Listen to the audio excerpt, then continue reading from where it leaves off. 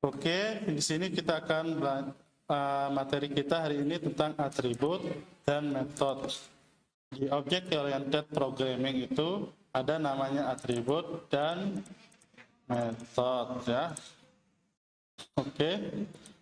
Atribut kan sebelumnya kita untuk menyimpan nilai itu apa, sebelum di perkuliahan sebelumnya apa namanya? Ya, untuk menyimpan nilai apa yang kita gunakan untuk menyimpan nilai? Misalkan saya punya umur 10, saya simpan nilainya di umur. Umur itu apa namanya? Variabel. Variabel kan digunakan untuk menyimpan nilai kan ya? Ya? Oke? Ingat, misalkan variabel saya umur sama dengan 10. Berarti variabelnya apa?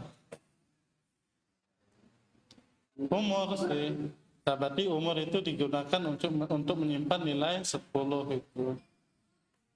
Oke? Nanti kalian review, coba review yang video yang semester 1 ya. Kalau misalnya belum ngerti dasarnya. Oke. Di sebelumnya kita mengenal itu namanya variabel ya. Tapi di OOP itu berubah namanya. Kalau kita hubungkan dengan kelas, berubah namanya apa namanya? Atribut.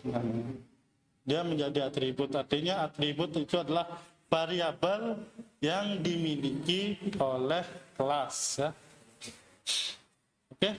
Variabel yang dimiliki oleh kelas itu atribut ya. Misalkan mahasiswa kan ini kayak kemarin. Ini kelasnya mahasiswa. Berarti atribut, contoh atributnya itu prodi, fakultas, semester. Ini kan variabel, sebelumnya kita kenal variabel. Tapi sekarang berubah kita kenalkan atribut, kenalnya namanya atribut ya. Atribut yang dimana maksudnya itu variabel-variabel yang dimiliki oleh kelas itu. Oke, ini variabel prodi, fakultas, semester. Milik siapa ini? Milik kelas. Kelas apa? Mahasiswa. Berarti mahasiswa itu memiliki variabel atau atribut prodi, fakultas, semester itu. Ya. Itu atribut. Nah, sekarang bagaimana cara mengaksesnya? Kan kita punya kelas mahasiswa, atributnya prodi, fakultas, semester. Cara mengaksesnya itu buat objeknya dulu, ya. Cara buat objek tadi apa? Panggil kelasnya, baru nama objeknya. Nama objeknya bebas. Saya kasih M aja, ya. Mahasiswa M new mahasiswa. Berarti saya buat objek namanya M nih. Saya buat objek namanya M, di mana dibuat dari kelas mahasiswa. Artinya M ini akan memiliki variabel sesuai kelas itu. Kan kelas mahasiswa kan memiliki variabel prodi, fakultas, semester kan.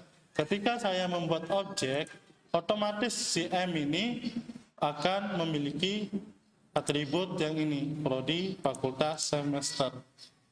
Cara mengaksesnya itu tinggal misalkan ini ada prodi kan, di kelas mahasiswa itu ada prodi.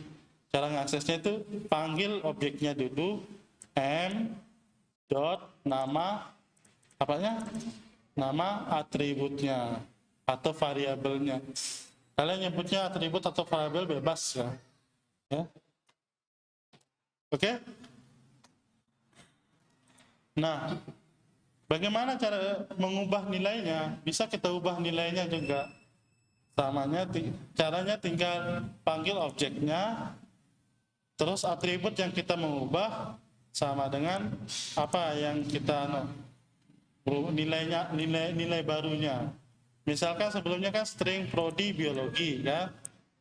Nilai misalnya kita rubah dia M prodi sama dengan teknik sipil. Berarti nilai prodi untuk objek M ini sama dengan teknik sipil gitu ya. Kalau sistem outbrain m.prodi. Oke, itu atribut ya. Ada misi bingung? Atribut apa? Variabel apa? Kelas ya. Oke. Sekarang ada namanya metode. Di OOP itu ada nama metode. Di sebelumnya, di perkuliahan sebelumnya itu kan kita buat fungsi biasa kan? Kita buat fungsi biasa. Nah, di OOP itu dia namanya metode ya. Apa metode? Bisa kita artikan fungsi yang dimiliki oleh kelas. Ya. Sama kayak atribut tadi. Atribut apa? Variabel yang dimiliki oleh kelas. Kalau metode itu fungsi yang dimiliki oleh kelas ini. Ya, jadi cara ngaksesnya sama. Panggil objeknya, kita kan udah buat objek kan, mahasiswa M, new mahasiswa. Kali ini kan contohnya kita nampilin aja. Kita misalnya ini, public kelas mahasiswa kan, kita buat fungsi. Nih, fungsinya ini. Kita buat fungsi void, public void method, di mana dalamnya cuma ada sistem out.println hello class ini aja. Artinya kelas mahasiswa ini memiliki metode namanya metode ini ya. Nanti ketika kita di sini ketika kita membuat objek mahasiswa, kita juga bisa memanggil metodenya juga. Tadi kan kita manggil atribut, tapi kita juga bisa manggil metodenya m.method nih. Ya. Oke, itu tinggal kita demo sedikit.